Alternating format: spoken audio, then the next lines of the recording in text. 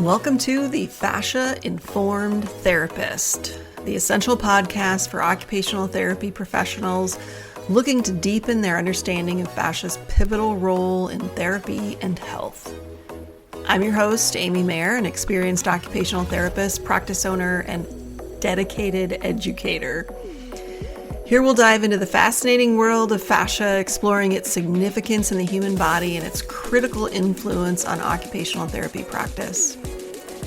Each episode will bring you cutting-edge insights, expert interviews, and practical strategies to help you confidently integrate the science of fascia into your therapeutic approach. Whether you're a seasoned practitioner or just starting out, our goal is to equip you with high-quality, evidence-based, and fascia-informed continuing education opportunities that will enhance your skills and benefit your clients. So join us as we unravel the complexities of fascia and transform the way you practice occupational therapy. All health and wellness practitioners are welcome. Let's learn, grow, and evolve together. Hi, I'm Amy Mayer, and I want to welcome you to the Fascia-Informed podcast. Today, I'd like to walk you through our foundational course we've called Integrating Fascia Science into Occupational Therapy Practice, Elevating Our Understanding of the Human Body and Improving Our Outcomes. This course has literally been years in the making. This is something I've been wanting to do for a very long time, and it first got into my head from a mentor of mine, and many OTs are going to know who this person is, and I do feel like I'm name dropping a big name in our profession of occupational therapy, the Jan Davis. I had the pleasure of working with her for a while during my time at Creighton University, and all the way back to being in a focus group for her online library, which has been an incredible addition to academic endeavors all over the place and teaching occupational therapy students. And we actually presented together on that topic at AOTA many, many years ago.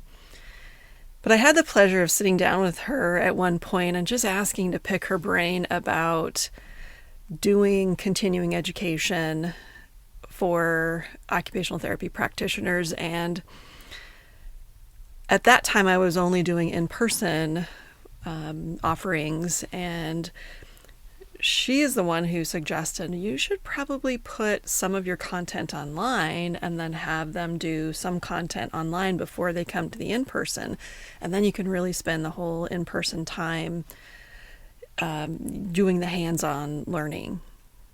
And I thought that was a wonderful idea, but at that time I was like, that means I'm going to have to find a platform, and it just seemed far in the future, but it really didn't take that long to begin putting things online. But this course itself has been about 3 years in the making because the science has been coming out so quickly that I feel like I'm continually adding and tweaking as I find things.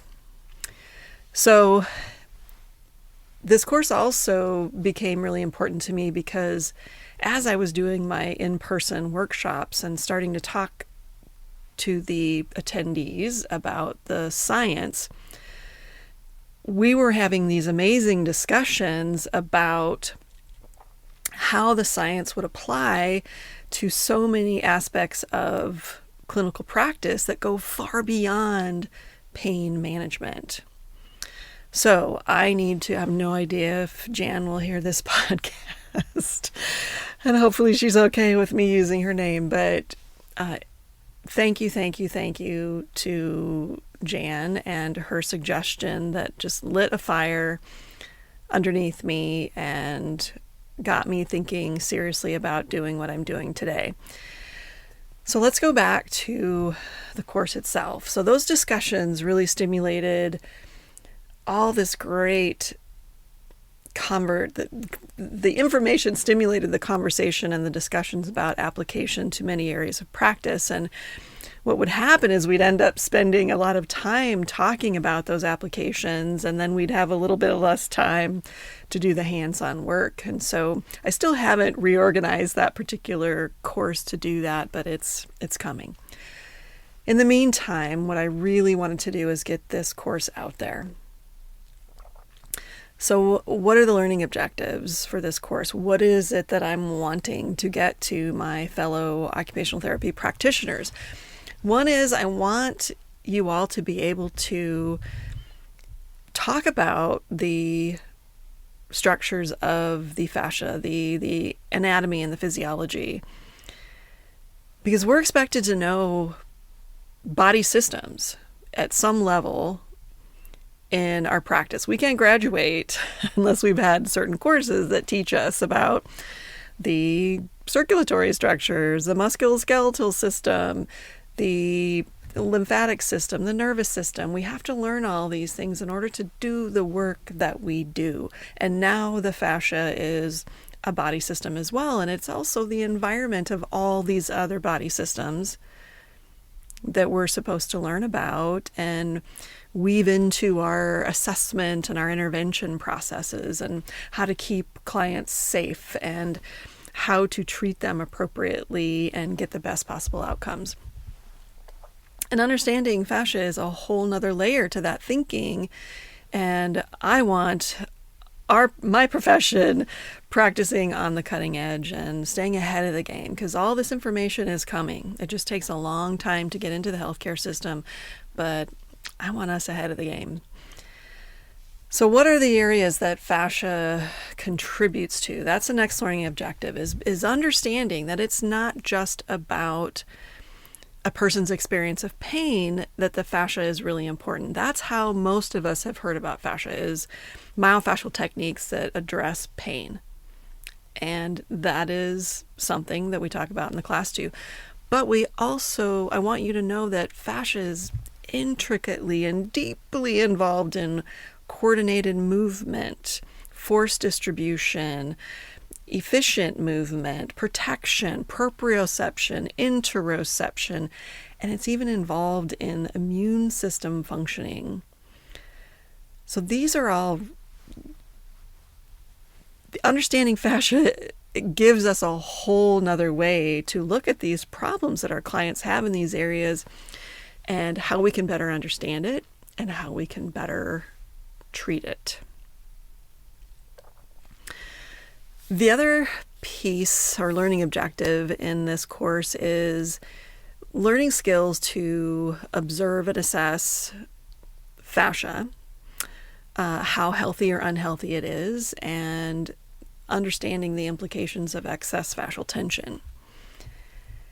So there's a whole section in there, and I share with you how I observe and assess and how I use it in my understanding of what's going on with somebody. And I'm also sharing with you what's going on in the scientific world in terms of how things are moving forward in terms of objective assessments and identifying biomarkers that can indicate whether fascia is healthy or unhealthy. And there's a lot going on at the level of the National Institute of Health to look at these things, and they're spending money. They're spending millions of dollars on trying to figure these things out, because enough science is there to convince the NIH that myofascial pain is a huge part of the tremendous chronic pain problem that we have here in the United States and even in the world. The next is developing skills in explaining fascia and its interrelationship with other body systems. Because what I've found is when I can explain the science and the interaction of what I'm explaining this to a client, when you can explain it well, they're sometimes their jaws drop and they're like, whoa, how come we don't know this? And I'm like, well, it's getting there. It's getting into the healthcare system, but it's not quite there yet. Some practitioners are adopting it, but others, it's just, unless you're looking for it, you're not going to find it. But what I want for the people that take this course is to feel more comfortable explaining the science behind the fascial system and then connecting that to the outcomes that you want a client to be able to see for themselves, whether that's better function, better health, less pain, whatever that goal is. And then the final area is all the self-care approaches, all the approaches that we have to affect the fascial system. And many of them are things that we are already using in the world of occupational therapy. But what I want you to understand is when we ask a client to do diaphragmatic breathing, for example, how that intersects with the fascia, and then how that then spills over into our outcomes. And how can you explain that connection to a client so they are more likely to say, aha, diaphragmatic breathing is actually something very important and I should be doing this. Well, that is the goal that I have for my participants in this course. So let's walk through the course together. So the first part of this course is, of course, your introduction to fascia and something that I call fascia wellness. And then I share with you all the authors, the practitioners, and the researchers that I follow and why. How is what they are teaching relevant to occupational therapy practice? And the next section is all about the anatomy and physiology and all the structures and what they're responsible for in the body.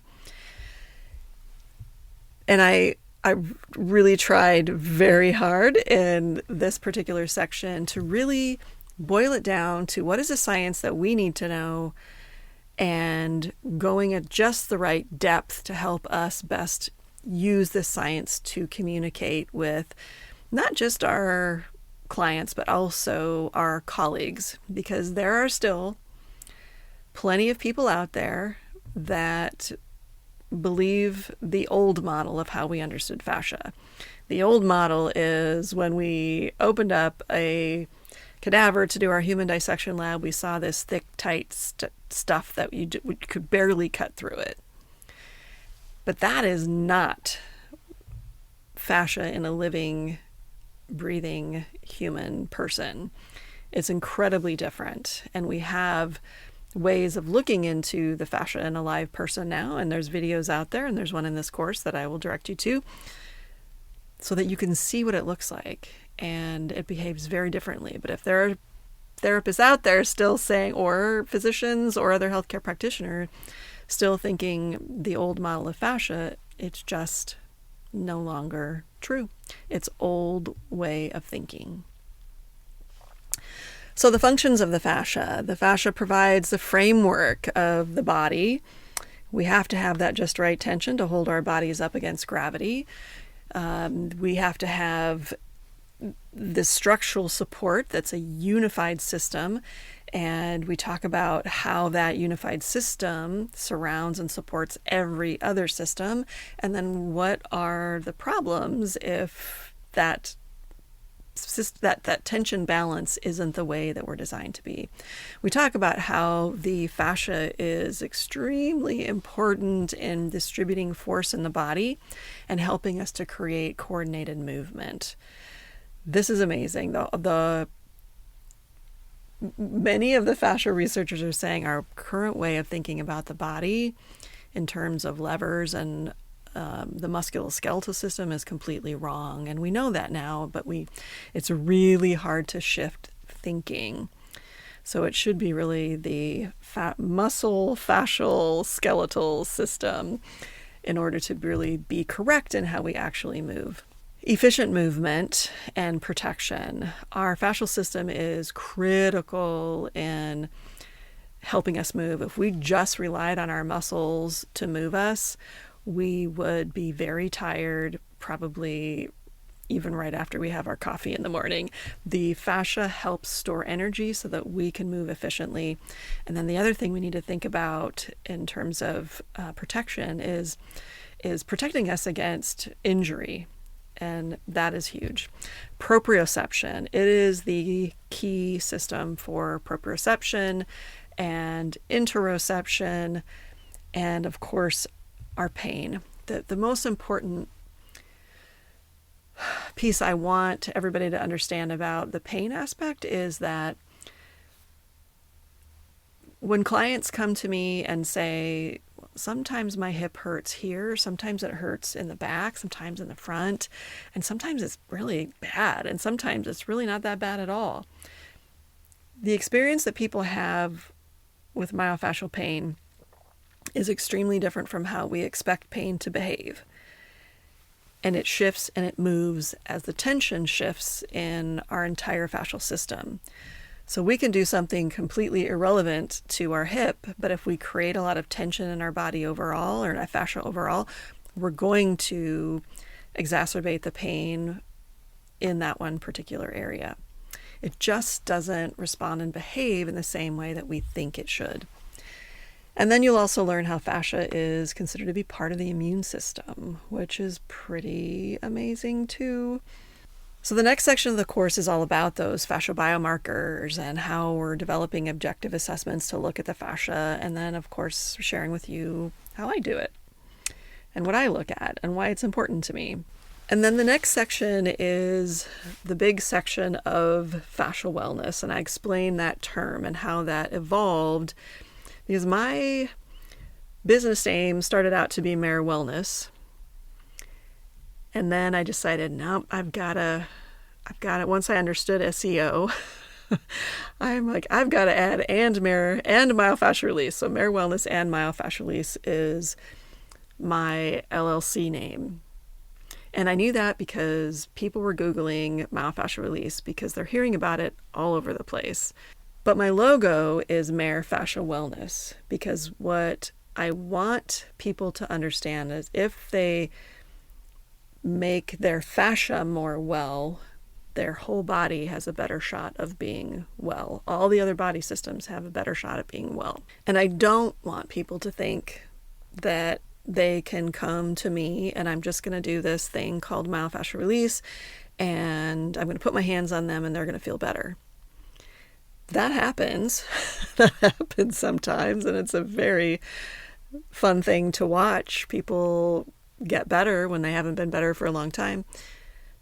But that's not what I want to do, and that's not how I practice. I want to empower people to get better and feel better and stay better and have all these strategies that they can employ on their own at home to stay better. And what I want for you all in this course is to, again, be able to make that connection between explaining the science and how that connects with diaphragmatic breathing and how the diaphragmatic breathing is going to help them affect their fascial system so that the tension will shift and their pain will decrease or their movement will be more accessible to them. So the areas of fascial wellness that I cover, that we go through that flow, is diaphragmatic breathing,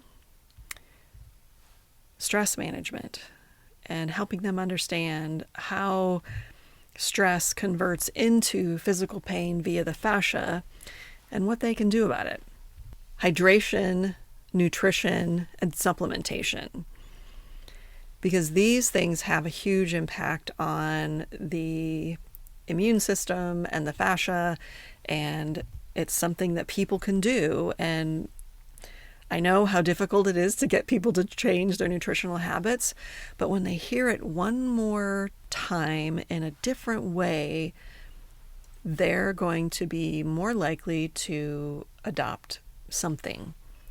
And I have actually been able to get people to stop drinking Mountain Dew.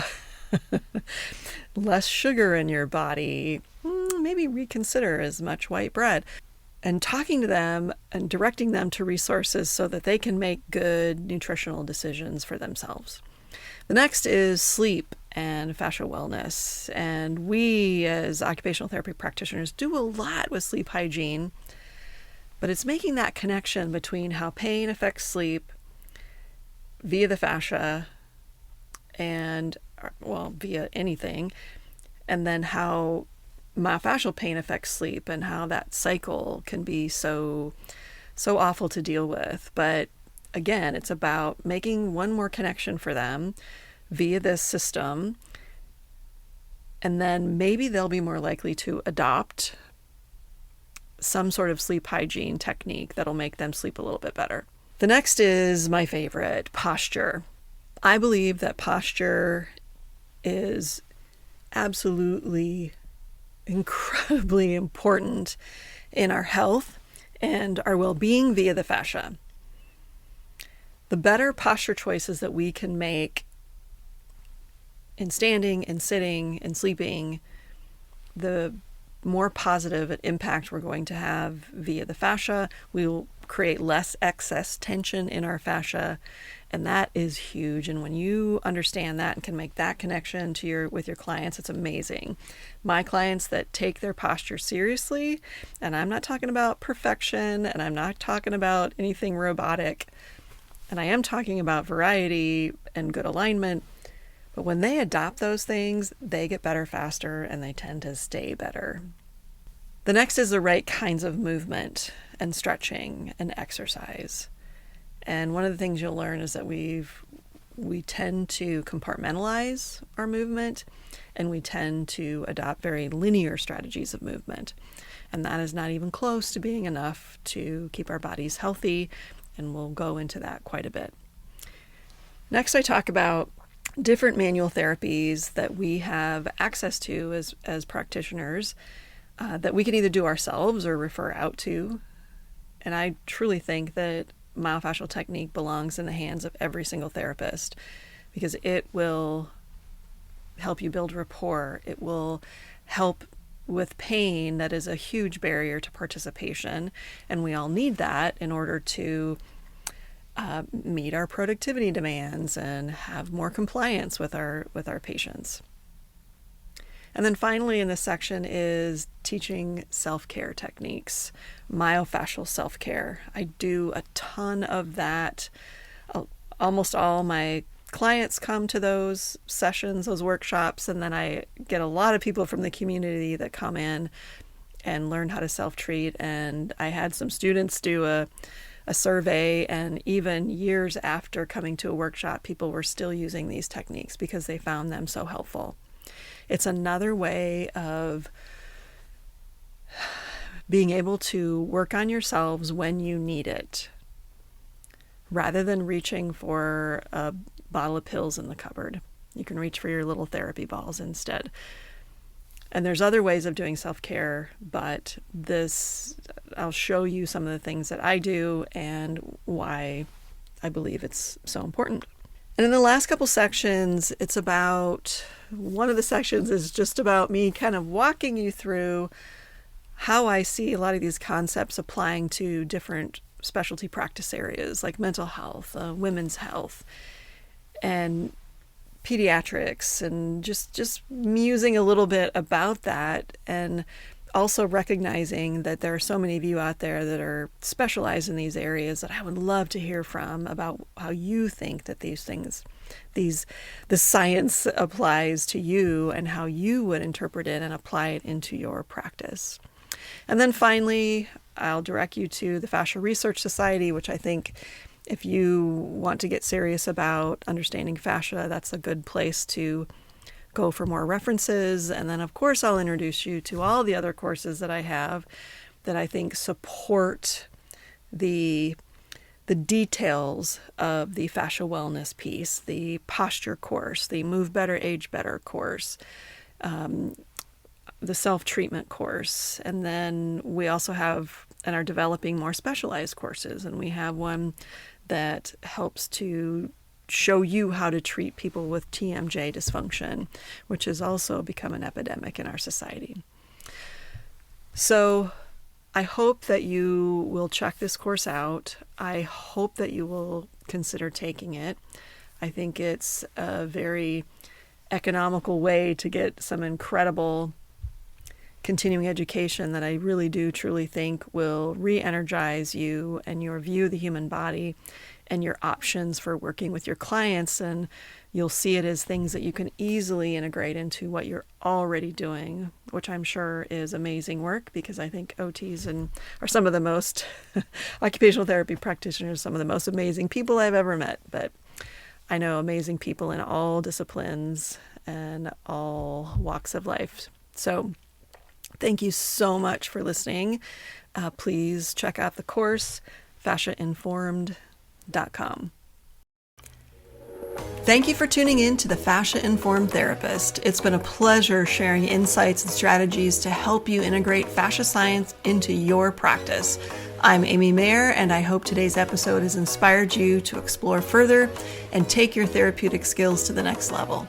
Remember, we're committed to creating and providing top-notch, evidence-based, fascia-informed continuing education that empowers you as an occupational therapy practitioner.